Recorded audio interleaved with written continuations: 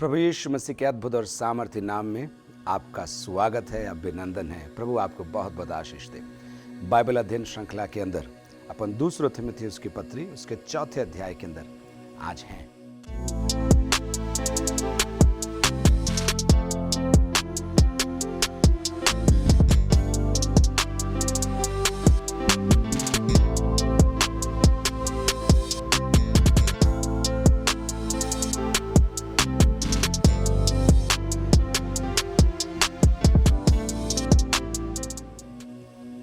तीसरे अध्याय का सारांश अपन देख लें।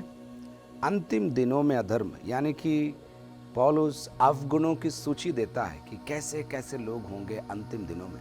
और अंतिम दिन की परिभाषा हमने दी थी कि प्रभु यीशु मसीह की पृथ्वी की सेवकाई से लेकर कलीसिया के उठाए जाने तक कि सब कुछ अंतिम दिन है, अंतिम दिन। और उस अध्याय के अंत में आते आते हमने संपूर्ण पवित्र शास्त्र के विषय में सीखा था।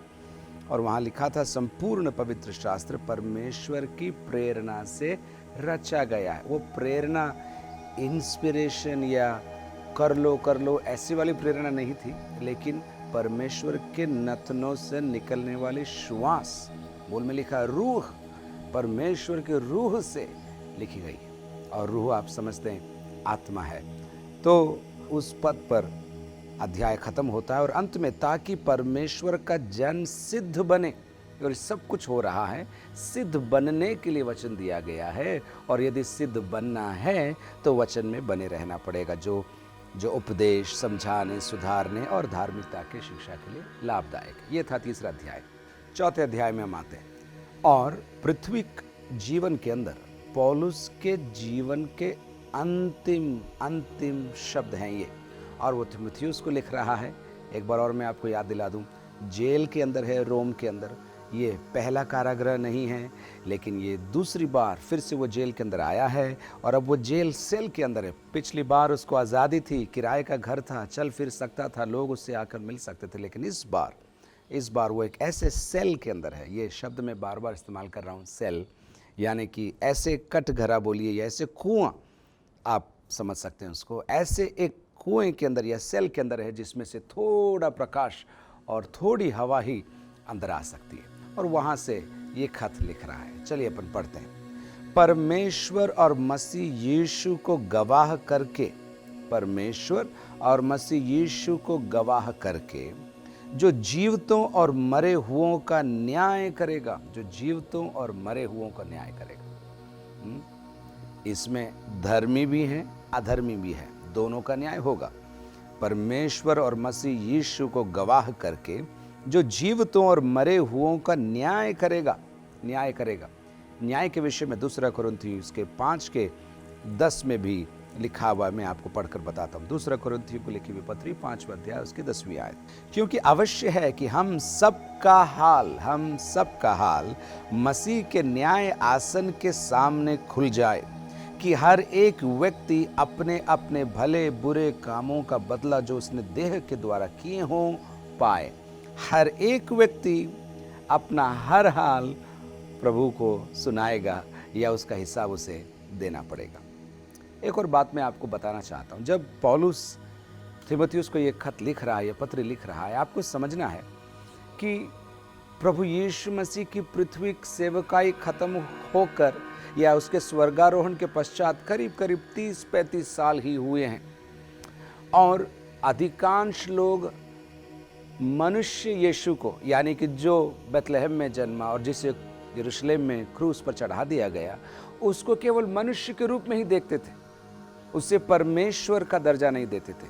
आज तो मैं और आप त्रिएक परमेश्वर आसानी से बोलते हैं, लेकिन इस शब्द को भी लेकर आने के लिए सालों तक विवाद चलते रहे। वचन के आधार पर, यीशु की शिक्षाओं पर, अन्य डॉक्यूमेंट्स पर, कलीसिया के अध्यक्ष लोग, कलीसिया के विद्वान लोग बैठकर डिस्कस कर सालों के बाद ये तय किया गया।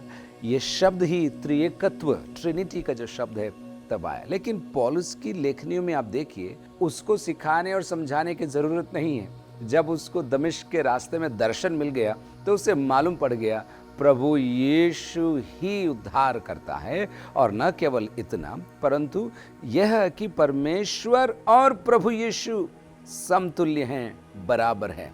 इसलिए वो बार बार इंटरचेंजेबली बोलते हैं इंग्लिश के अंदर, यानी कि कभी परमेश्वर शब्द का प्रयोग करेगा तो कभी यीशु शब्द का प्रयोग करेगा, यानी कि दोनों समतुल्य हैं, बराबर हैं, उसको दर्शाने के लिए। इन आयतों के आधार पर ही सालों के बाद कलीसियाई विद्वानों ने यह कहा कि पिता, पुत्र और पवित्र आत्मा एक हैं, समान हैं, बराबर है, दर्जे का कोई फर्क उनमें नहीं है। तो ये आप गौर करने के लिए मैंने आपकी बात उठाकर दिखाई। देखिए, परमेश्वर और मसीह यीशु को गवाह करके, ठीक है। तो आप पूछेंगे इधर तो पवित्र आत्मा का नाम नहीं है। कई बार पौलुस इसको इस्तेमाल करेगा और ऐसे बाइबल की आयतों को देख देख कर उनको सम्मिलित कर कर, संगठित कर कर ये थियोलॉजी या ईश विज्ञान मुझे और आपको दिया गया है, और वचन के आधार पर हम उससे प्रूव कर सकते हैं कि पिता, पुत्र और पवित्र आत्मा तीनों समान है। खैर, यहाँ पर अभी केवल परमेश्वर और मसीह यीशु का नाम अंकित है। परमेश्वर और मसीह यीशु को गवाह करके जो जीवितों और मरे हुओं का न्याय करेगा, न्याय होगा, न्याय तो होगा, मरे हुओं और जीवितों का न्याय करेगा, और उसके प्रकट होने और राज्य की सुधि दिलाकर, उसके प्रकट होने और राज्य की सुधि दिलाकर मैं तुझे आदेश देता हूं। वापस ये शब्द आया, आदेश। मैं भी जोर देकर बोल रहा हूं इसलिए क्योंकि तीमुथियुस की आदतों के कारण, तीमुथियुस के संकोच के कारण, तीमुथियुस कई बार, जैसे बार बार बोलता मैं आया हूं, कई बार यूं सोचता होगा कौन सुनेगा, मैं कर सकता हूं क्या, मैं लायक हूं क्या, मेरी उम्र है क्या, 100 बहाने उसके पास थे नहीं करने के लिए। इसलिए पौलुस उसको अपने अंतिम पत्री के अंतिम क्षणों में फिर से लिख रहा है, मैं तुझे आदेश देता हूं, मैं तुझे आदेश देता हूं। क्या आदेश देता हूं? देखिए, कि तू वचन का प्रचार कर, कि तू वचन का प्रचार कर। एक लाइन अगर इस पूरी पत्री के अंदर अगर आपको उठानी है और इसको समझनी है तो वो ये लाइन है, तू वचन का प्रचार कर। गलत शिक्षा वाले घूम रहे हैं, गलत आदत वाले घूम रहे हैं, गड़बड़ियां चारों तरफ हो रही है, तेरे अंदर ही घबराहट है, कल क्या होगा मुझे नहीं मालूम, इन सब के बीच में असमंजसता है, क्या होगा ये नहीं मालूम, इन सारी परिस्थितियों के बीच में तीमुथियुस तू वचन का प्रचार कर। मुझे सुनने वालों, प्रभु मुझसे और आपसे कह रहा है, तू वचन का प्रचार कर, वचन का प्रचार कर। सुनते ही आपको लगेगा मैं तो प्रचारक नहीं हूं, मैं तो संडे को वचन नहीं देता हूं, मैं तो प्रीचर नहीं हूं। नहीं नहीं, वो बात नहीं हो रही है। न केवल मंच पर खड़े होकर संडे को आधे घंटे का लेक्चर की बात हो रही है, नहीं भाषण की बात हो रही है, नहीं किसी समूह के सामने खड़े होकर कुछ कहने की बात हो रही है। परमेश्वर ने जो आपको वरदान दिया है, परमेश्वर ने जो आपको आरोग्य दिया है, परमेश्वर ने जो आपको समय दिया है, उसका सदुपयोग करना है आपको, क्योंकि जीवित और मरे हुओं का न्याय होगा, और न्याय यदि होगा तो परमेश्वर हमसे पूछेगा, मैंने तुम्हें जो वरदान दिया, मैंने तुम्हें जो समय दिया, मैंने तुम्हें जो जीवन दिया, उसको लेकर तुमने क्या किया, उसको लेकर तुमने क्या किया। प्रभु, हम मीटिंग में गए, हम ईटिंग में गए, हम पार्टी में गए, हम इधर उधर ऐसे नहीं कह सकते। तीमुथियुस को पौलुस कह रहा है और पवित्र आत्मा मुझसे और आपसे कह रहा है, तू वचन का प्रचार कर। पहले अध्याय के अंदर भी और इधर भी आएगा, कथा कहानियों का नहीं, मन घड़ंत संदेशों का नहीं, कहीं से कुछ सुन लिया उसका नहीं, अखबार में क्या आया उसका नहीं, तेरी आशंकाओं का नहीं, तेरी निराशाओं का नहीं, तू क्या सोचता है उसके बारे में नहीं, पब्लिक क्या चाहती है उसके बारे में नहीं। तू वचन का प्रचार कर, तू वचन का प्रचार कर, तू वचन का प्रचार कर। मैं जब बोल रहा हूं मुझे ऐसा लग रहा है 10-10 किलो के हथौड़े मुझ पर भी गिर रहे हैं जब मैं बोल रहा हूं, क्योंकि कितने सावधानी के साथ हमको ये सीखना जरूरी है। पौलुस के अंतिम शब्द, तू वचन का प्रचार कर। भाइयों बहनों, जवानों, सेवकों, बुजुर्गों, वचन, केवल वचन केवल वचन। कहानियाँ चाहिए, जोक्स चाहिए, इलस्ट्रेशन चाहिए, लेटेस्ट गाने चाहिए, शैली चाहिए, स्टाइल चाहिए, सब चाहिए, लेकिन सबसे बढ़कर वचन चाहिए, वचन चाहिए। एक व्यक्तिगत गवाही मैं आपको देता हूँ। बहुत समय पहले की बात है, मेरे पिताजी ने एक बार मुझसे कहा, तू ये गाना वाना बंद करके है ना, तू वचन का प्रचार कर। तो जवानी के जोश में मैंने सोचा, अरे पापा ऐसे कैसे बोल सकते हैं? आराधना भी तो इतनी बड़ी चीज़ होती है। उस समय मैं आराधना क्या है उतना नहीं जानता था, लेकिन गाना बजाना मुझे अच्छा लगता था और मसीही गीत में गाता था, अच्छी तरह गाता था, मुझे बहुत पसंद था मसीही गीत। लेकिन आराधना अब धीरे धीरे समझ रहा हूँ, पूरा नहीं समझा मैं, लेकिन अब समझ रहा हूँ कि गीत गाना अलग है, आराधना अलग है। तो मेरे पिताजी ने जब मुझसे कहा कि ये गाना वाना बंद कर, तू वचन में ध्यान दे, तो मुझे बुरा लगा। मैंने सोचा ये ऐसे कैसे बोल सकते, स्वर्ग में तो आराधना होगी ना, तो यहाँ भी तो करना कितना अच्छा है। वो प्रभु के पास चले गए वो बोलकर। आज करीब करीब 15 साल हो गए और अब मैं समझ रहा हूँ कि वचन वचन वचन वचन कितना ज़रूरी है, कितना महत्वपूर्ण है, फिर भी कितनी आसानी से अपन इसको एक तरफ कर देते हैं। तू वचन का प्रचार कर। और अब देखिए, वचन का प्रचार कर, और अब 3-4 बातें इससे जुड़ी हुई वो कहेगा पौलुस तीमुथियुस को। समय असमय तैयार रहे, ठीक है, समय असमय तैयार रहे, सब प्रकार की सहनशीलता और शिक्षा के साथ, सब प्रकार की सहनशीलता और शिक्षा के साथ, ये 2 गुण हैं, सहनशीलता और शिक्षा के साथ क्या करना है? आगे 3 बातें कहेगा वो। पहला, तू समय और असमय तैयार रहे वचन का प्रचार करने के लिए, लेकिन सहनशीलता और शिक्षा के साथ तुझे क्या करना है? उल्हाना देना है, डांटना है और समझाना है। उल्हाना देना है, डांटना है और समझाना है।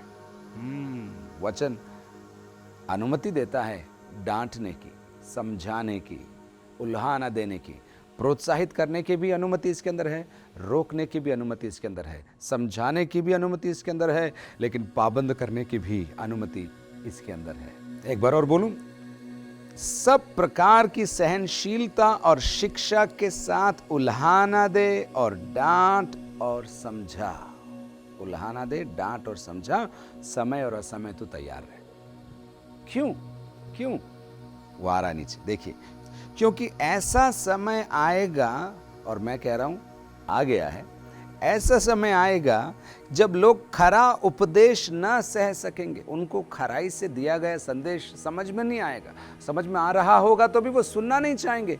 पौलुस के शब्दों में देखिए क्या वो कहता है, पर कानों की खुजली के कारण अपनी अभिलाषाओं के अनुसार अपने लिए बहुत से उपदेशक बटोर लेंगे। ये तो 2000 साल से भी पहले लिखी हुई बात है। आज तो क्या हालात हैं आप ही जानते हैं। यूट्यूब है, थोड़ी देर इनका सुन लिया, थोड़ी देर उनका सुन लिया, आज उन्होंने क्या बोला, आज इन्होंने क्या बोला, और कुल मिला के एक भी संदेश नहीं सुना है। ये तो वही बात हो गई, खाने पर गए थे, थोड़ा इधर देख लिया, थोड़ा उधर देख लिया, थोड़ा सा उधर से चख लिया और समय खत्म हो गया और हम चले गए। प्रभु के वचन का सेवन जरूरी है, सेवन जरूरी है, देखन ही नहीं, सेवन जरूरी है। मैं आपको एक बात बताता हूं, शैली पर मत जाइए, कंटेंट पर जाइए। वो क्या परोस रहे हैं वचन के अंदर, उसको आप ग्रहण करिए। कभी कभी शैली आतिशबाजी से भरी हुई हो सकती है, लेकिन अंदर मसाला कुछ नहीं होगा। और अक्सर जो मसाले के साथ वचन आपको पेश करते हैं या गहराई के साथ वचन आपको पेश करते हैं, उनकी शैली अच्छी नहीं होगी। तो अभी वचन सीखने के लिए मुझे और आपको इस पर ध्यान देना बहुत जरूरी है। चलिए आगे चलते हैं। 4थी आयत, और अपने कान सत्य से फेर कर कथा कहानियों पर लगाएंगे, कथा कहानियों पर लगाएंगे। इधर की बात उधर की बात, पब्लिक को हंसाना, स्टेज पर बैठे हुए लोगों को हंसाना और समय निकल जाना, और एक टुकड़ी लाइन पढ़ना और फिर बोलना आइए हम प्रार्थना करें, आपकी चंगाई के लिए हम प्रार्थना करेंगे। अपने कान सत्य से फेर कर कथा कहानियों पर लगाएंगे। 5वीं आयत, पर तू, ये तो एक तरफ, पर तू, हमने पिछले अध्याय में भी यही बात देखी थी, पर तू सब बातों में सावधान रहे, सब बातों में, तेरी शिक्षा में, तेरे जीवन में, तेरे संबंधों में, उठने बैठने में, निर्णयों में, पर तू सब बातों में सावधान रहे। और फिर दुख उठा, सावधान रहे और दुख उठा, सुसमाचार प्रचार का काम कर। प्रचार वहां लिखा है, कह सकते हैं मन सुसमाचार प्रचारक का तू काम कर, प्रचारक का। इफिसियों को लिखी हुई पत्री के अंदर 5 सेवकाइयों को वर्णन करते समय पौलुस इफिसुस की मंडली को कहेगा प्रचारक, इवेंजलिस्ट। कुछ लोग ऐसे कहते हैं मुझे इवेंजलिज्म का वरदान नहीं मिला या सुसमाचार प्रचार का वरदान नहीं मिला है। हाँ, वरदान नहीं मिला होगा आपको लगता है, लेकिन यीशु का आदेश है हमें गवाही देनी है, पृथ्वी के छोर तक हमें गवाह बनना है, गवाही देनी है। तो वरदान आपको प्रचारक का मिले या ना मिले, आपको सुसमाचार प्रचार का काम करना है। चलिए देखिए, पर तू सब बातों में सावधान रहे, दुख उठा, सुसमाचार प्रचार का काम कर, और फिर एक और बात, और अपनी सेवा को पूरी कर, अपनी सेवा को पूरी कर। पहला भाग हो गया, न्याय से डरते हुए, परमेश्वर यीशु के सामने उस न्याय के दिन को मन में रखते हुए, तैयार अपने आप को करते हुए, तो वचन का प्रचार कर। और फिर क्यों वचन का प्रचार कर या कैसे वचन का प्रचार कर, उसके विषय में पौलुस ने हमको बताया। और अंत में आते आते 5वीं आयत में अभी हमने देखा, पर तू सब बातों में सावधान रहे, दुख उठा, सुसमाचार प्रचार का काम कर, और अपनी सेवा को पूरी कर, अपनी सेवा को पूरी कर।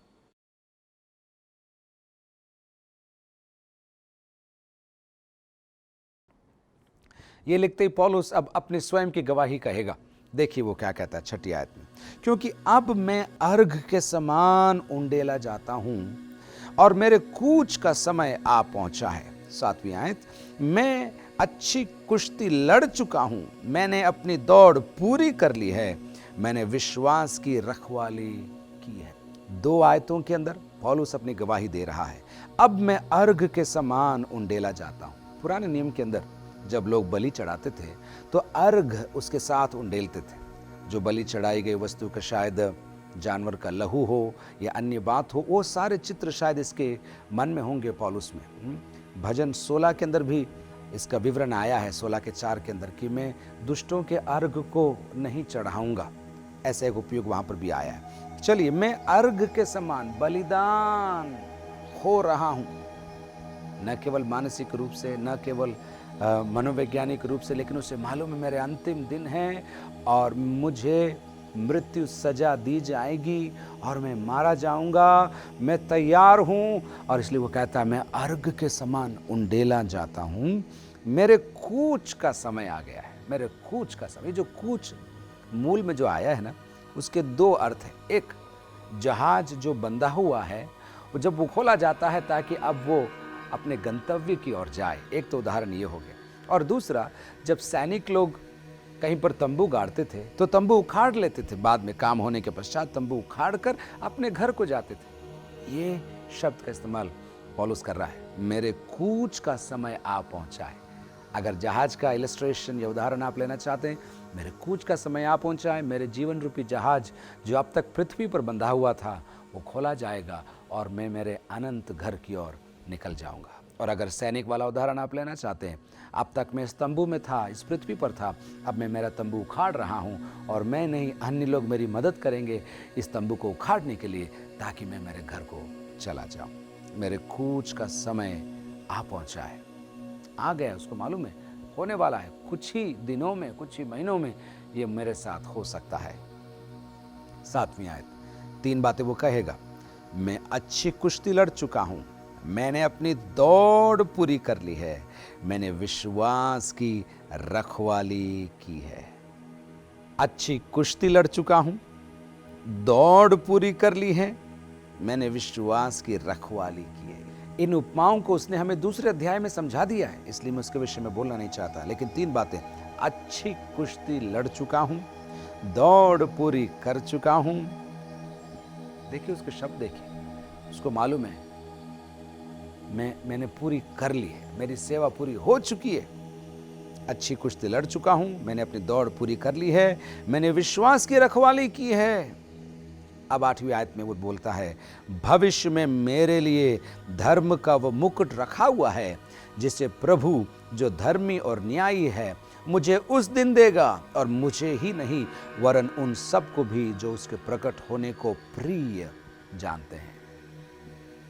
मुझे धार्मिकता का मुकुट देगा, धर्म का मुकुट देगा, और मुझे ही नहीं, बहुत खूबसूरत बात, मुझे ही नहीं वरन उन सबको भी जो उसके प्रकट होने को प्रिय जानते हैं, प्रकट होने को प्रिय जानते हैं। आजकल दूसरे आगमन को लेकर अनाप शनाप शिक्षाएं चारों तरफ चल रही हैं। कोई क्या बोल रहा है, कोई क्या बोल रहा है, कोई 7 तुरही के बारे में बोल रहा है, तो कोई 7 महामारी के बारे में बोल रहा है, न जाने क्या क्या बोल रहे हैं। लेकिन यहाँ पर पौलुस संक्षिप्त में कहता है, उसके प्रकट होने को प्रिय जानते हैं, जो उसके प्रकट होने को प्रिय जानते हैं उनको वो मुकुट देगा। तीतुस को लिखी हुई पत्री के अंदर 2 अध्याय की 12 और 13 में भी यही उपयोग आया। 2 का 12 और 13 देखिए। और हमें चेतावनी देता है कि हम अभक्ति और सांसारिक अभिलाषाओं से मन फेर कर इस युग में संयम और धर्म और भक्ति से जीवन बिताएं। और अब देखिए 13 आयत, और उस धन्य आशा की अर्थात अपने महान परमेश्वर और उद्धारकर्ता यीशु मसीह के महिमा के प्रकट होने की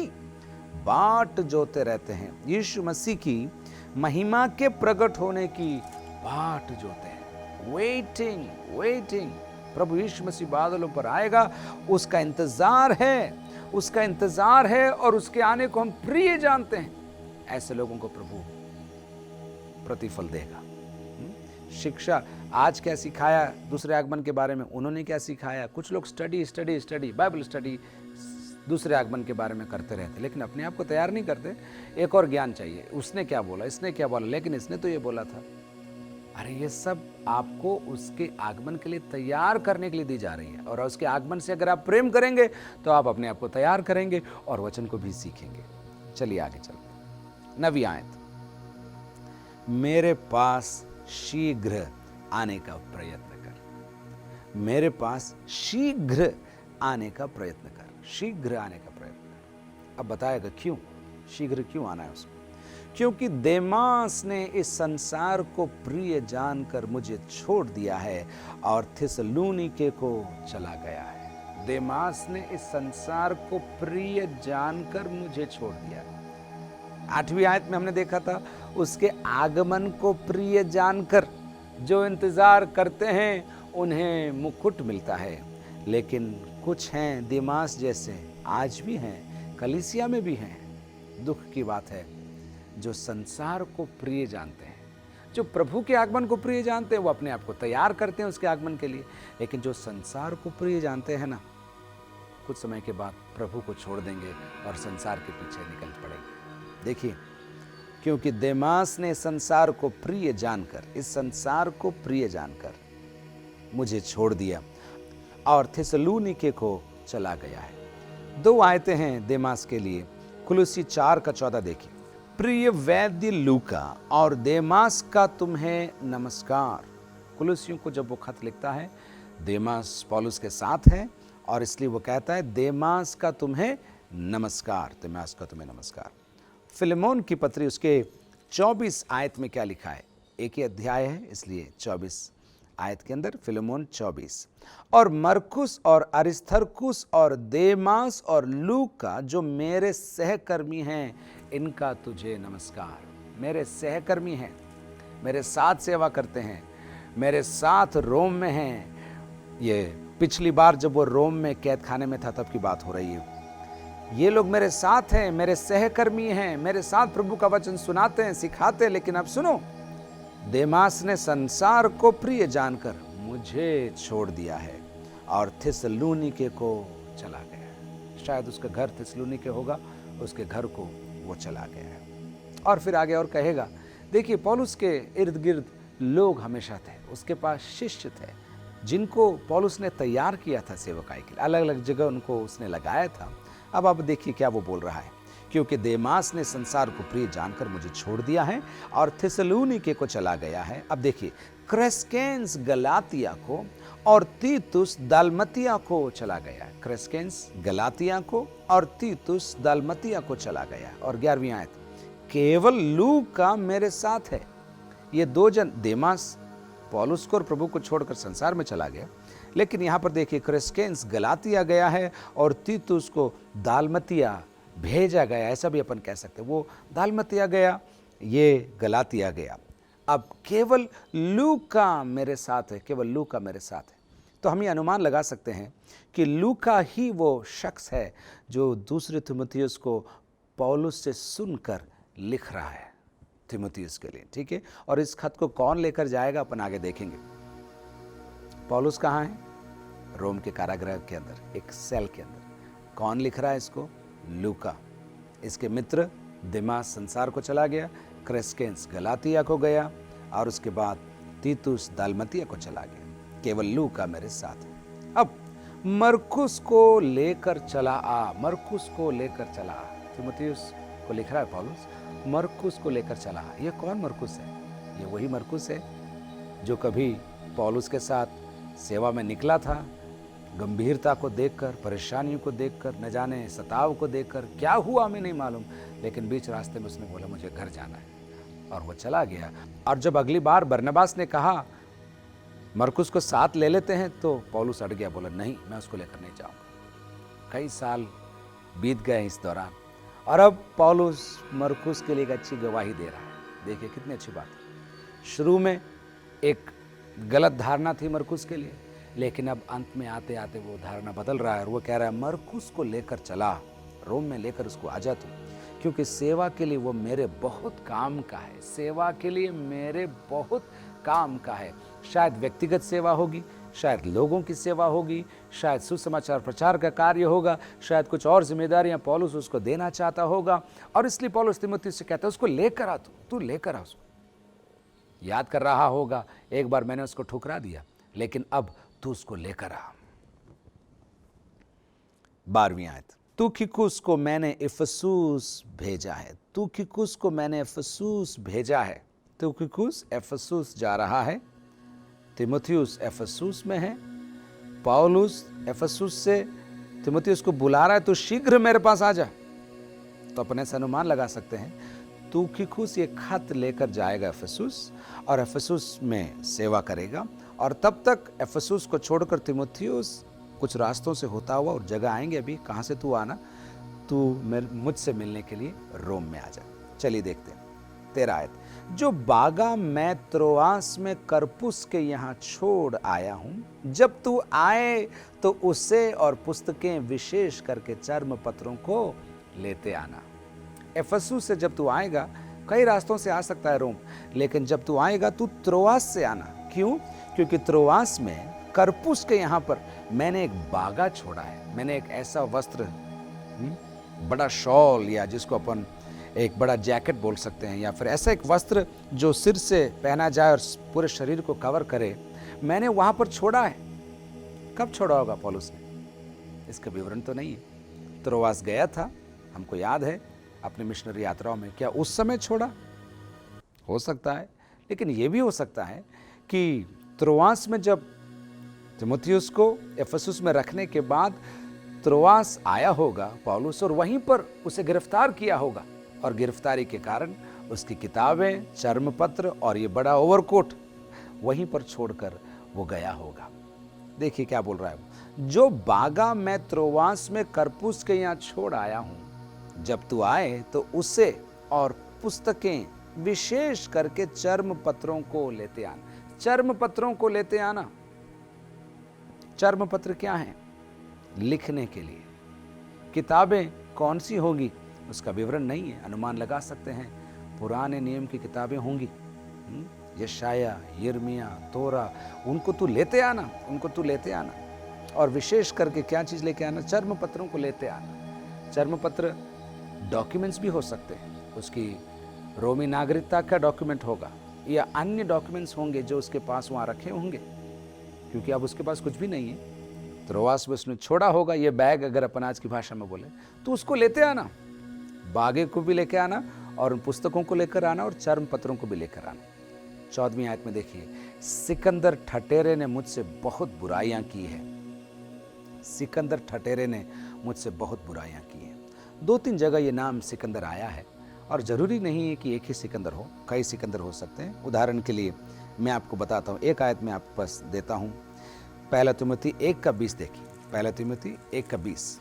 उन्हीं में से हुमीनियुस और सिकंदर हैं जिन्हें मैंने शैतान को सौंप दिया है कि वे परमेश्वर की निंदा करना ना सीखें। हैं इफिसुस की मंडली के अंदर सिकंदर था जो परमेश्वर की बुराई करता था, नई शिक्षा लेकर आया था, और पौलुस उससे सुधारना चाहता था, शायद मान नहीं रहा था, इसलिए उसने शैतान के हाथ में उसको सौंप दिया। सिकंदर ठटेरे ने पेशे से, क्योंकि कई और सिकंदर हो गए, तो उसको समझाने के लिए सिकंदर ठटेरे ने, लोहे का काम करने वाले ने, मुझसे बहुत बुराइयां की हैं, प्रभु उससे उसके कामों के अनुसार बदला देगा।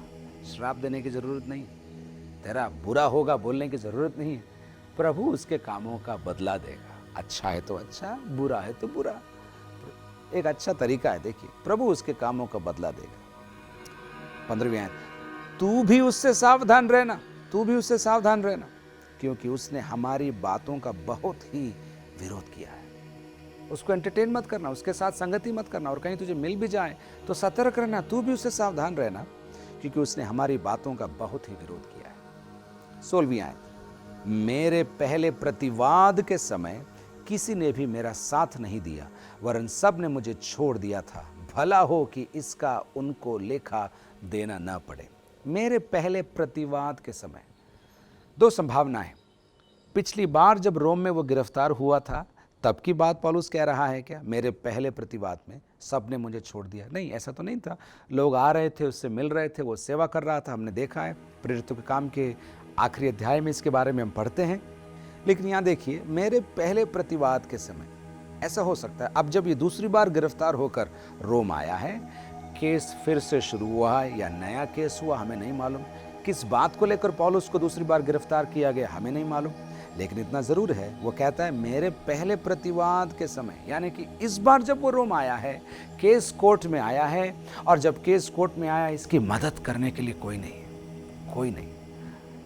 इसके मित्र लोग अलग अलग जगह चले गए हैं, सेवक लोग सेवा करने निकल गए हैं, लूका इसके साथ है, तुखिकुस भी इसके साथ है। लेकिन हो सकता है इनकी गवाही काम ना आए, इनका बोलना काम ना आए, और वहाँ के विश्वासियों ने शायद सोचा होगा बड़ा खतरे का समय है, नीरो क्रूर सम्राट का राज्य है, हम पौलुस के साथ दिखाई देंगे तो हम भी फंस जाएंगे, चलो दूर रहते, जो होगा देखेंगे। ऐसी एक मानसिकता वहाँ पर बनी हुई थी।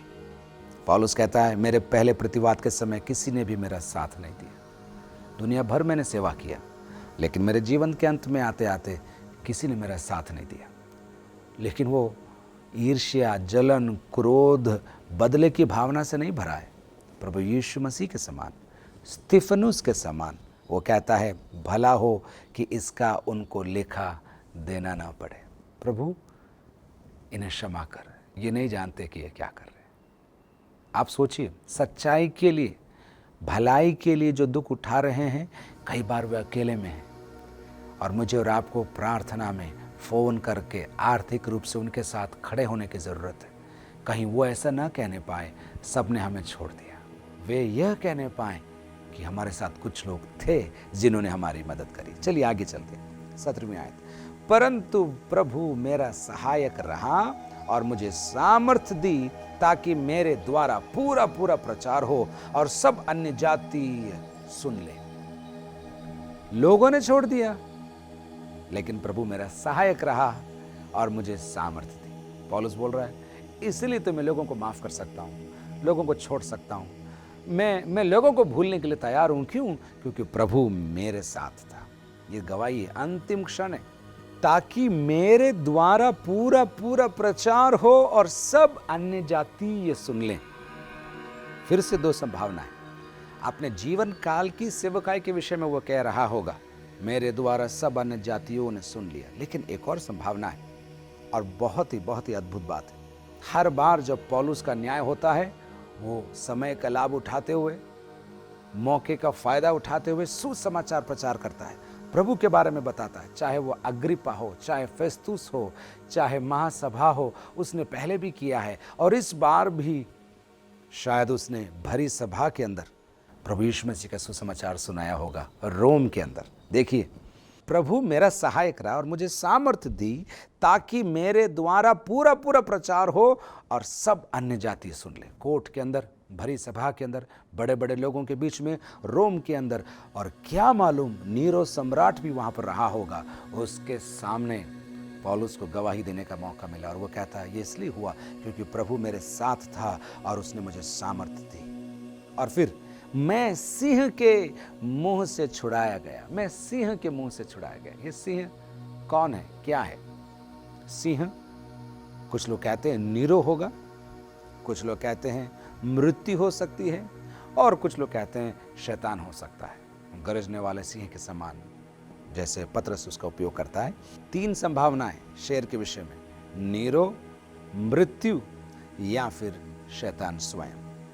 ये तो कह रहा है कि मैं शेर के मुंह से बचाया गया। इस बार ऐसा हो सकता है जब वो लिख रहा है इस बार वो बचाया गया, लेकिन उसका अंत होगा और बहुत जल्दी होगा। ठीक है, 18वीं आयत, और प्रभु मुझे हर एक बुरे काम से छुड़ाएगा, बुरे काम से छुड़ाएगा, लेकिन आगे देखिए, और अपने स्वर्गीय राज्य में सुरक्षित पहुंचाएगा।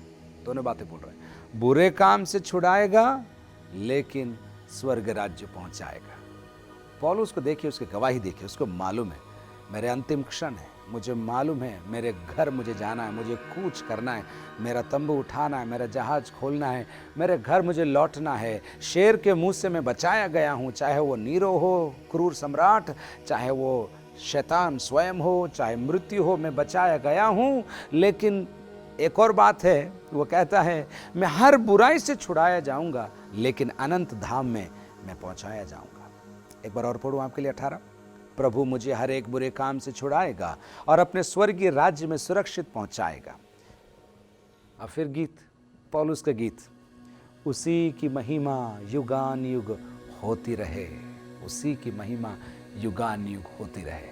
जब गिटार बज रहा है, ड्रम बज रहा है, कीबोर्ड बज रहा है, ये लाइन गाना आसान है, उसी की महिमा युगान युग होती रहे। लेकिन जब जल्लाद तलवार तीखी कर रहा हो, सर कलम करने के लिए लोगों ने छोड़ दिया हो, अकेले में पौलुस सेल के अंदर पड़ा हुआ हो, नकारात्मक विचारों का बवंडर उसके दिमाग के अंदर चल रहा हो, ऐसी परिस्थिति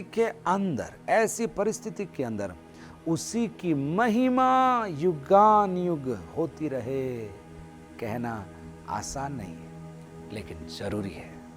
हर परिस्थिति में, हर मौसम में, हर हालत में, हर परिस्थिति के अंदर उसी की महिमा युगान युग होती रहे। आमीन और आमीन।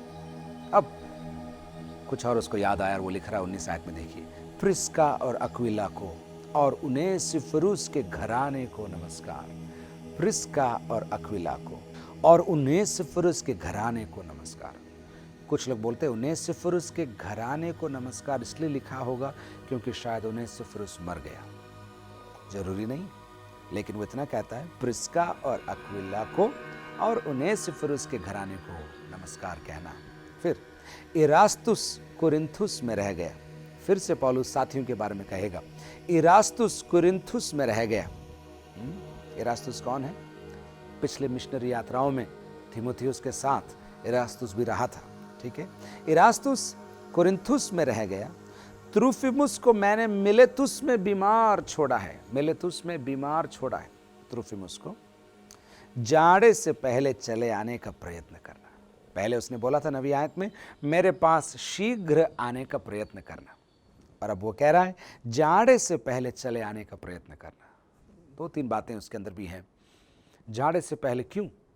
क्योंकि समुद्री यात्रा शीत ऋतु के अंदर सर्दी के समय असंभव हो जाती थी और सारे जहाज रोक दिए जाते थे। ठीक है, और इसलिए वो कहता है ये हो जाए उससे पहले तू आना रोम, क्योंकि तुझे जहाज में होकर आना पड़ेगा, और अगर तू देर करेगा तो जहाज रुक जाएंगे और तू मुझसे मिलने नहीं आ सकेगा। लेकिन साथ ही साथ वो बागा तू ला रहा है ना, वो मुझे सर्दी में काम आएगा, इसलिए तू लेकर आना। मानो पौलुस कह रहा है जहाँ मैं हूँ बहुत ठंडा है, बहुत ठंड लगती है मुझे, बहुत परेशान हूँ मैं इन चीज़ों को लेकर, लेकिन जब तू बागा लेकर आएगा, किताब लेकर आएगा, चर्म पत्र लेकर आएगा, तब मुझे तसल्ली मिल जाएगी।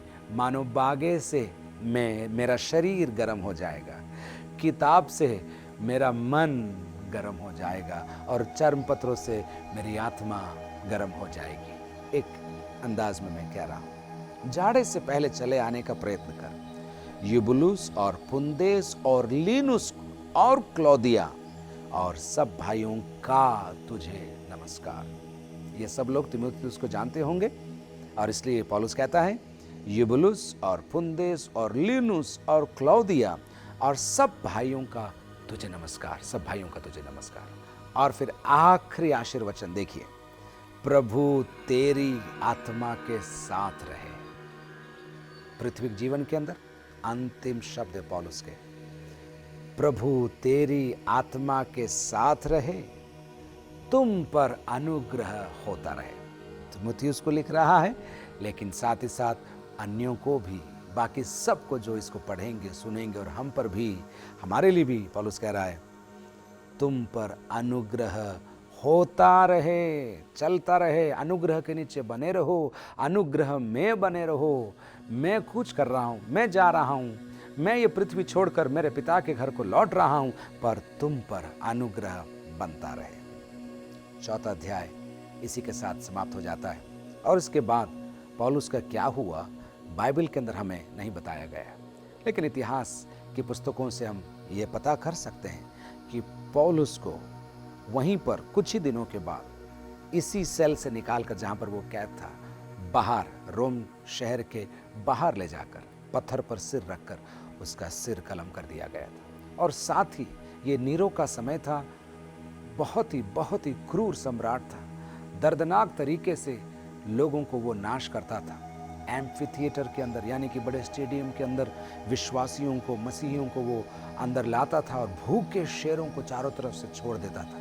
शेर आते थे दहाड़ते हुए, इनको फाड़ खाते थे विश्वासियों को। और ये उस समय का मनोरंजन हुआ करता था, मनोरंजन। लोग चीख रहे हैं, चिल्ला रहे हैं, बच्चों को शेर लपक रहा है, ये उस समय का मनोरंजन था। क्रूरता की निशानी या क्रूरता का हद नीरो था। इतिहासकार ऐसा बताते हैं, पौलुस उस समय रोम के बाहर ले जाकर मारा गया और साथ ही साथ पतरस को भी मारने की आज्ञा दी गई थी। लेकिन पतरस ने इस प्रकार बोला, मुझे मारो आप, लेकिन सर कलम करके नहीं, क्रूस पर उल्टा लटका कर मुझे मारो, क्योंकि मेरा स्वामी सीधा लटका था, मैं उस लायक नहीं हूं, मुझे उल्टा करके मारो। प्रेरितों की सेवा, प्रेरितों का जीवन, प्रेरितों की शिक्षा हमारी आधारशिला है। और आधारशिला ही क्यों रहे, उस पर एक इमारत खड़ी करनी है जो आपको बनानी है। और पहला कुरिन्थियों के 3 अध्याय के अंदर पौलुस इस इमारत के विषय में कहता है, परंतु हर एक मनुष्य चौकस रहे कि वो उस पर कैसा रद्दा रखता है, कैसा रद्दा रखता है, क्योंकि उस नींव को छोड़ जो पड़ी है और वो यीशु मसीह है, कोई दूसरी नींव नहीं डाल सकता। यदि कोई इस नींव पर सोना या चांदी या बहुमूल्य पत्थर या काठ या घास या फूस का रद्दा रखे तो हर एक का काम प्रकट हो जाएगा, क्योंकि वह दिन उसे बताएगा। इसलिए कि आग के साथ प्रकट होगा और वह आग हर एक का काम परखेगी कि कैसा है। जिसका काम उस पर बना हुआ स्थिर रहेगा वह मजदूरी पाएगा। यदि किसी का काम जल जाएगा तो वह हानि उठाएगा, पर वह आप बच जाएगा, परंतु जलते जलते। आपके जीवन के आधार पर, आपकी सेवकाई के आधार पर आपको मजदूरी मिलेगी, आपको मेहनताना मिलेगा। पौलुस तीमुथियुस को कहता है, हर समय हर प्रसंग में वचन का प्रचार कर। इन्हीं शब्दों के साथ इस अध्याय को और इस पत्री को मैं समाप्त करना चाहता हूँ। प्रभु आपको बहुत बहुत आशीष दे। निरंतर हर समय वचन का प्रचार करते रहे।